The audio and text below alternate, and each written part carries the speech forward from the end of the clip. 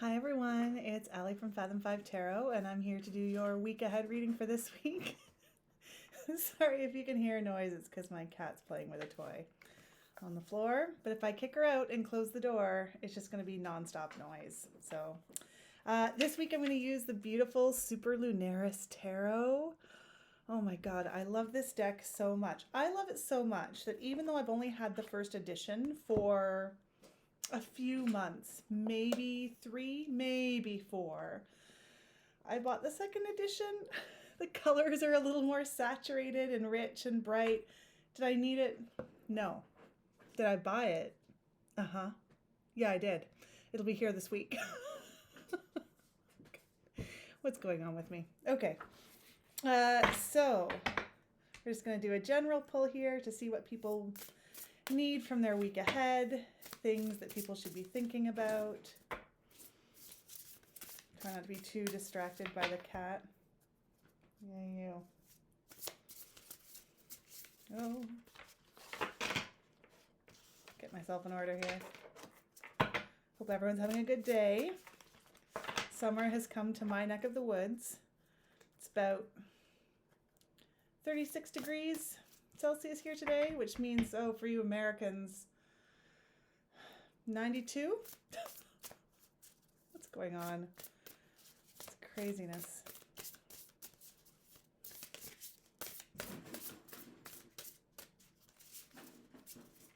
You hear that?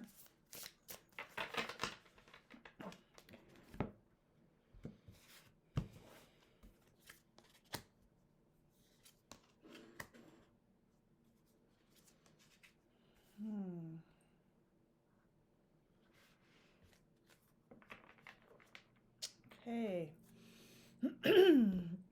So I pulled the Ace of Wands in reverse. So this is what it looks like normally. Here it is. The Hierophant, upright.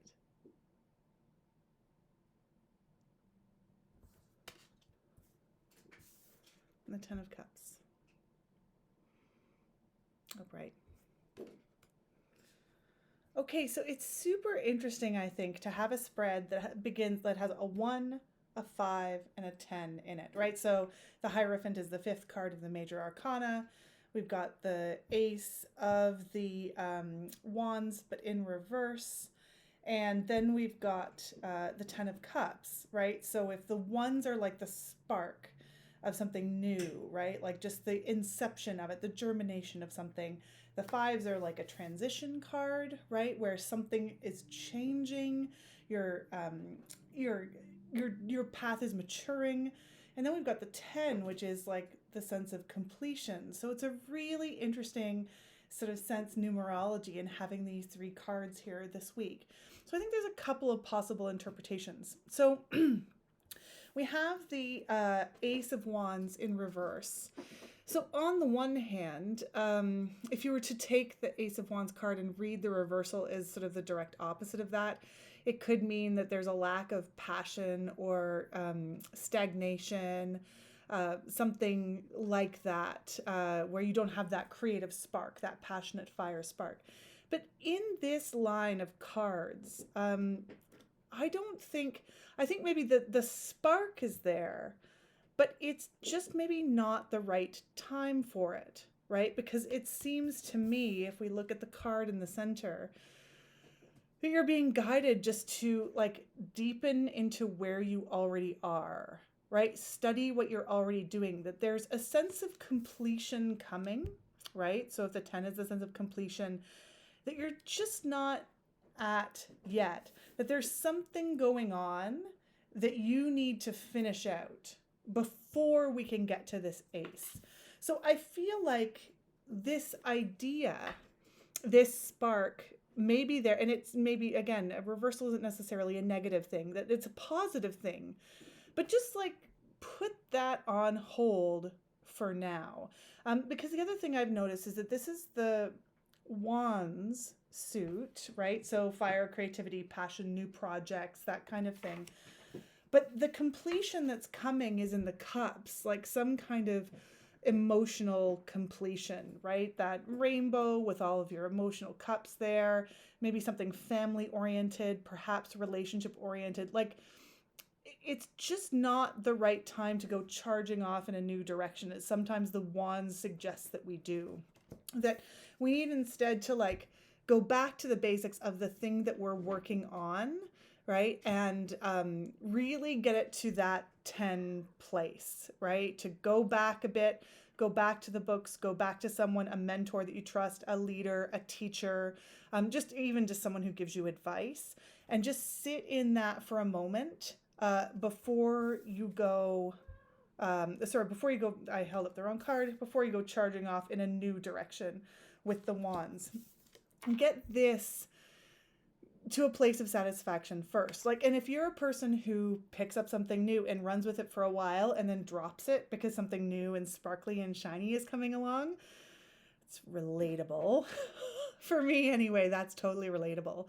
But the cards this week are being like, no. This thing that you're working on, this emotional pursuit, even though it may not give like the same accolades or like fruit as whatever this new cool idea is, like get this done first and take a minute to like stop moving, reap the emotional rewards of this, right? It just something with your family, right? We're at it. June is a real transition time, right? Like we're coming up to the brightest days of the year, the longest days of the year, welcoming the sun god. Like just take a minute to sit in this before you go charging off after this. And I'm going to hold it in the upright position at the moment because again, I think this is probably great. But don't go off half-cocked before you finish that previous project that you've been working on, because the benefits you'll get from this will probably feed this, right? Like what comes after, like when we reach a point of completion, obviously we have the court cards and they're sort of its own thing, but that's the time to start something new, right? So think about how this emotional completion, stability, happiness, where you can just take a minute and appreciate the emotional things you have in your life, it'll probably lead this in a better direction or a quicker direction, or just be more fruitful, right? Don't set up a false economy for yourself by like rushing off into this when you shouldn't necessarily. So the good news is this is coming. I'm really happy for us. That's great. So I hope you found that helpful.